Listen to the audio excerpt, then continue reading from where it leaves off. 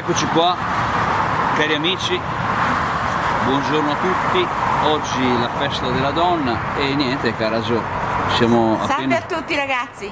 Siamo appena scappati da questa emergenza coronavirus dalla zona rossa, siamo fuggiti in fretta di gran lena, come si dice a Firenze, e niente, lungo il tragitto ci siamo imbattuti in questo bellissimo casolare abbandonato che è sicuramente di gran fascino, un luogo di degrado e abbandono come piace al nostro Marvin e che piace anche a me, un luogo abbandonato già così quasi semi ingoiato dalla vegetazione, con questi scuri, come diciamo noi in Toscana, cioè questi pannelli di legno che così facevano un po' da persiane, ma erano proprio i famosi scuri, come diciamo in Toscana. In questo casolare dove possiamo notare anche come cornici delle finestre tutti questi fregi, questi stucchi, quindi un'abitazione che sicuramente ha molti anni, perché erano quelle classiche decorazioni che si vedevano molti anni fa. Andando intorno vediamo addirittura la bella caratteristica del sottotetto, anche lì con queste decorazioni, con questi fregi a decorare così il sottotetto. Poi la vegetazione che è avanzata di parecchio e si sta inghiottendo tutta la casa. Certo, una casa che comunque regge, che tiene duro, che resiste alle intemperie, al tempo, al degrado, che tiene veramente duro rispetto a molte costruzioni e abitazioni di oggi, che basta un non nulla e subito vengono giù, subito si scorticano e si sciupano. E niente, siamo qua nelle zone del Veronese, a 20 km da Verona, e niente, insomma, portiamo a casa questa struttura, ecco. Sì, esatto, che sicuramente era un'abitazione. Al di sopra della porta d'ingresso vediamo che c'era probabilmente uno stemma, un fregio o qualche cosa. È rimasto integro addirittura il numero dell'abitazione. Possiamo anche cercare di intravedere all'interno così qualche locale, qualche porta. Forse qualcuno è venuto anche a abitarci così da disadattato o per un bivacco, eccetera. Qua la situazione intorno non ci possiamo girare perché veramente la vegetazione, i rovi, le spine ne hanno preso possesso e quindi ormai è il loro territorio.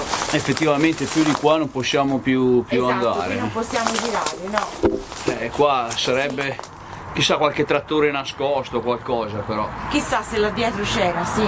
Poi qui probabilmente era presente una tettoia, vediamo questi ferri, questi spunzoni che probabilmente reggevano una tettoia, qualche cosa che è completamente scomparso.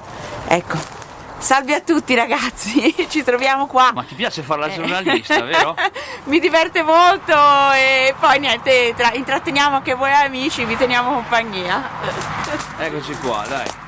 I rovi insomma li evitiamo. I rovi qui sì, è pieno di rovi, vediamo anche molte piante di ramerino fra l'altro, e i rovi che veramente stanno prendendo possesso. Quello che mi piace è proprio questi fregi in queste davanzali, intorno a queste finestre, erano molto carini e molto belli. Il tetto ancora regge abbastanza, anche se comunque in alcune parti all'interno notiamo da quel buco lì che è completamente precipitato, ci sono dei buchi sicuramente, però ha retto, diciamo rispetto a molti edifici moderni ha retto sicuramente molto meglio questo che altri. E niente, dai, cara Gio, insomma te potevi fare la giornalista, veramente, con la chiacchiera che c'hai. Mi sarebbe piaciuto tantissimo, sia scrivere che fare la giornalista così orale, di quelle che altro che portare tazzine. Altro che portare tazzine, mi sarebbe piaciuto molto, sì. E niente, dai ragazzi, appassionati qua di degrado e abbandono, ripeto, noi non siamo sicuramente, non vogliamo fare, come dico sempre, concorrenza agli urbex, che sono molto più bravi, molto più preparati, però insomma così ci piaceva mettere da parte questa traccia di ricordo. Certo, di degrado, abbandono. Mentre ci avviamo appunto verso casa. Ecco qua. In fuga da questo purtroppo maledetto coronavirus che ci ha fatto scappare questa mattina alle ore 6 da Lugano.